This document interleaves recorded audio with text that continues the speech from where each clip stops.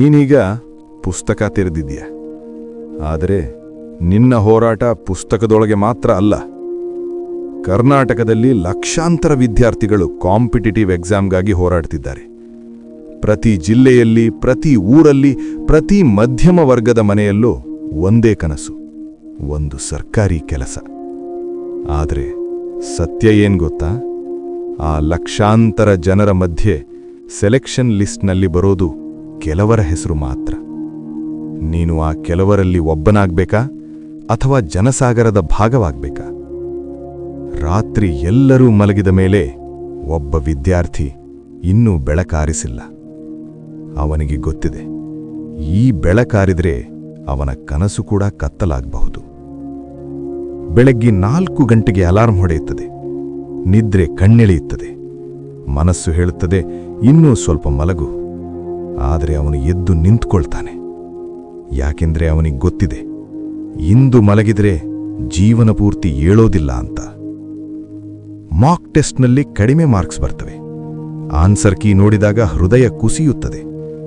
ಸ್ನೇಹಿತರು ಜಾಬ್ ಹಿಡಿದು ಮುಂದೆ ಹೋಗ್ತಾರೆ. ಇನ್ಸ್ಟಾಗ್ರಾಮ್ನಲ್ಲಿ ಅವರ ಸಕ್ಸಸ್ ಸ್ಟೋರೀಸ್ ಕಾಣಿಸ್ತವೆ. ಒಂದು ಕ್ಷಣ ಮನಸ್ಸು ಕೇಳುತ್ತದೆ, ನಾನು ತಪ್ಪು ದಾರಿಗೆ ಬಂದೇನಾ? ಆದರೆ ಕೇಳು, ಪ್ರತಿ ಯಶಸ್ವಿ ವ್ಯಕ್ತಿಯ ಹಿಂದೆಯೂ 1000 ಸಾರಿ ಸೋತ ಕ್ಷಣಗಳಿರ್ತವೆ. ನಿನ್ನ ಅಮ್ಮ ನಿನಗಾಗಿ ಪ್ರಾರ್ಥನೆ ಮಾಡ್ತಾಳೆ. ನಿನ್ನ ಅಪ್ಪ ನಿನ್ನ ಭವಿಷ್ಯಕ್ಕಾಗಿ ಬೆವರು ಸುರಿಸ್ತಾರೆ. ಅವರಿಗೆ ಗೊತ್ತಿಲ್ಲ ನಿನ್ನ ಸಿಲೆಬಸ್ ಎಷ್ಟು ದೊಡ್ಡದು ಅಂತ. ಆದರೆ ಅವರಿಗೆ ಗೊತ್ತು, ನೀನು ಒಂದು ದಿನ ಗೆಲ್ಲುತ್ತೀಯಾ ಅಂತ. ಆ ನಂಬಿಕೆಗೆ ನೀನು ತಕ್ಕವನಾಗ್ಬೇಕಾ ಇಲ್ಲವಾ? ಇದು ಎಕ್ಸಾಮ್ ಅಲ್ಲ, ಇದು ನಿನ್ನ ಕುಟುಂಬದ ಭವಿಷ್ಯದ ನಿರ್ಧಾರ. ಒಂದು ದಿನ ಫಲಿತಾಂಶ ಬರ್ತದೆ. ವೆಬ್ಸೈಟ್ ಓಪನ್ ಮಾಡ್ತೀಯ. ಹೃದಯ ಬಡಿತ ಹೆಚ್ಚಾಗ್ತದೆ. ರೋಲ್ ನಂಬರ್ ಟೈಪ್ ಮಾಡ್ತೀಯ.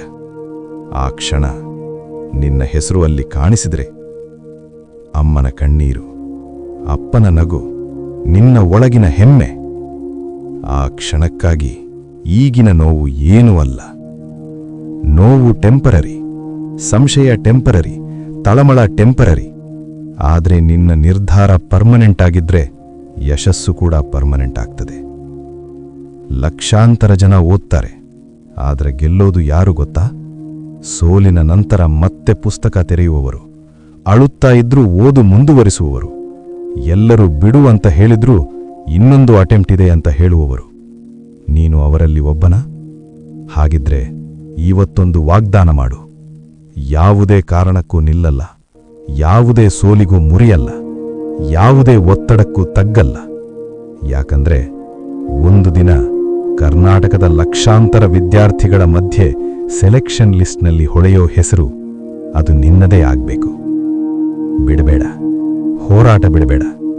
ನಿನ್ನ ಕನಸುಗಳ ಬೆಲೆ ದೊಡ್ಡದು. ನಿನ್ನ ಯಶಸ್ಸು ನಿನ್ನ ಕೈಯಲ್ಲಿದೆ. ಒಂದು ದಿನ ನಿನ್ನ ಕಥೆ ಕೇಳಿ ಇನ್ನೊಬ್ಬ ವಿದ್ಯಾರ್ಥಿ ಪ್ರೇರಣೆಯಾಗಬೇಕು. ಈಗ ಹೋಗು, ಓದು. ನಿನಗೆ ಮತ್ತೆ ಮೋಟಿವೇಶನ್ ಬೇಕು ಅನ್ಸಿದಾಗ ಬಾ, ನಾನಿರ್ತೇನೆ ನಿನ್ನೊಂದಿಗೆ.